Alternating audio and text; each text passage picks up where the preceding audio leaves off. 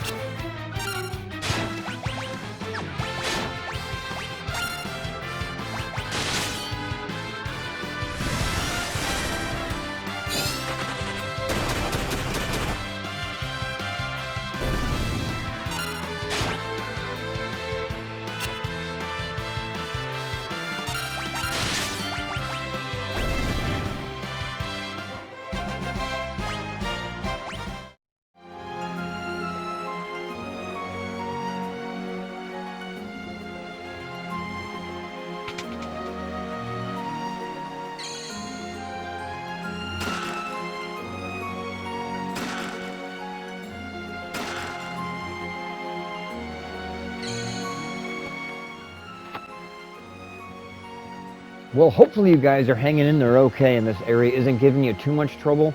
It's not really that difficult. It's got a little bit more complexity to the enemies. You can kind of see the game starting to take off the training wheels at this point. So we are really getting close to the antlion himself. The antlion's lair himself is hanging in there right here, so we can hopefully acquire the sand ruby. The one thing that I will repeat, sounding like a broken record probably by now, is that when we battle the antlion, we want to make sure we do not try to physically attack him in any way. We're going to want to hang back and let Rydia do the damage with her summons. Mainly just might as well just hang with Chocobo. I mean, the goblin thing, if you guys were lucky enough to acquire it, it's not really useful anyway. So if you didn't acquire it, don't worry about it. We're just going to kind of hammer away with Chocobo, defend with Cecil, keep our hit points high, and hopefully that'll lead to success. And then we will have victory against yet another boss here in Final Fantasy IV. So wish me luck, guys. Let's go take down the antlion. Good luck to you guys as well.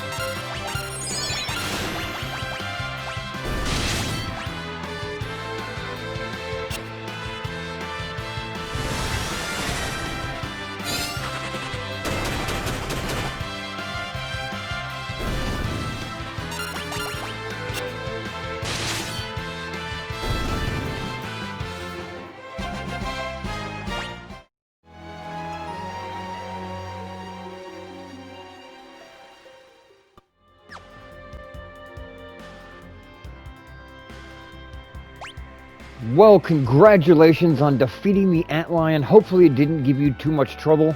It's usually a fairly easy boss as long as you have a strategy in mind and stick to it. So, now that we've acquired the sand ruby, it's quite convenient for us that we have this hovercraft because we can take it all the way back to that town where Rosa is laying in bed sick. So hopefully the sand ruby is effective, and let's hope for the best, curing Cecil's girlfriend, Rosa. Alright guys, let's go head off and handle this shit now.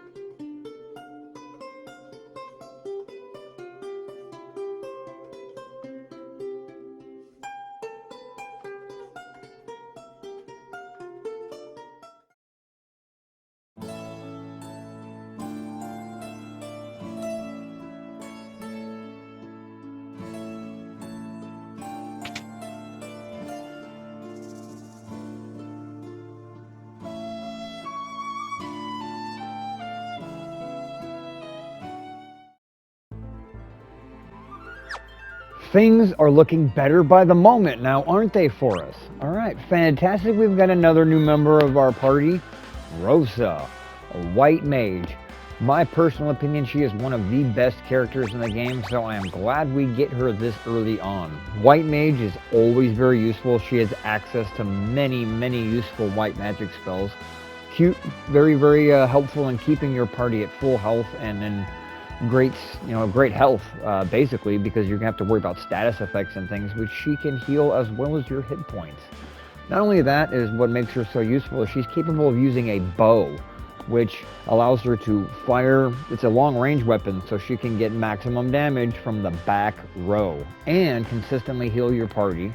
She also has an ability called Pray, which will heal the party without using any magic points, mana points, whatever you want to call them.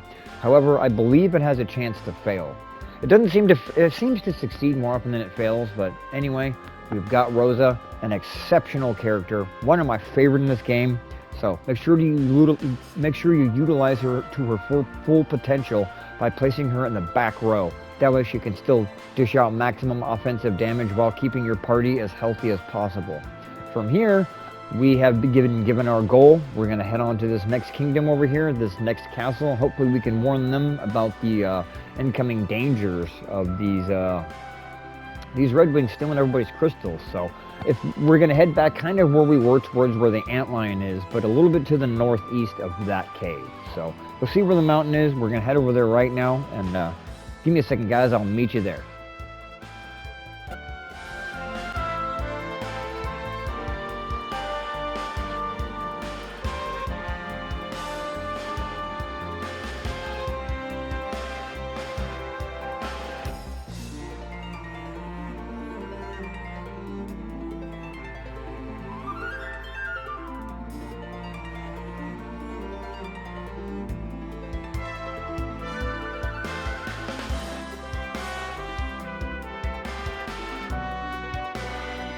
Well, ladies and gentlemen, we have reached the base of the mountain we've got to climb. Not too much I need to go over with you guys. This place is, again, it's kind of going to be a little more dangerous than the last area. Each new area we get to is going to be a little bit more dangerous than the last. They're really starting to take off the training wheels here, and you can get killed fairly quickly, so make sure to keep your party at full health after each battle. I would recommend doing that. And that aside, there isn't really a boss here. There's kind of like a mini boss in this area. So as long as you keep your party's health high, you should be okay here. You'll kind of see the strategy I use to navigate through this next section.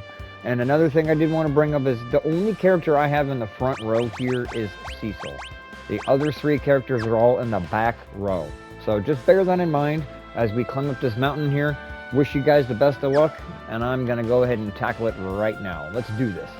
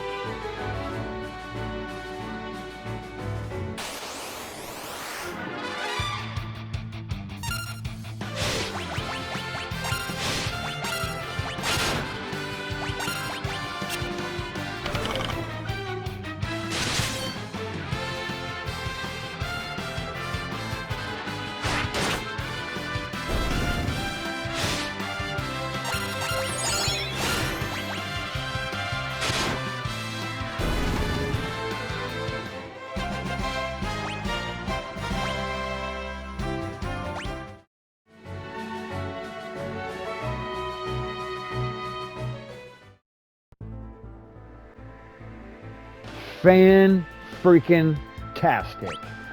I am excited. This is one of the first parts of the game to get excited about because we've got ourselves a full party.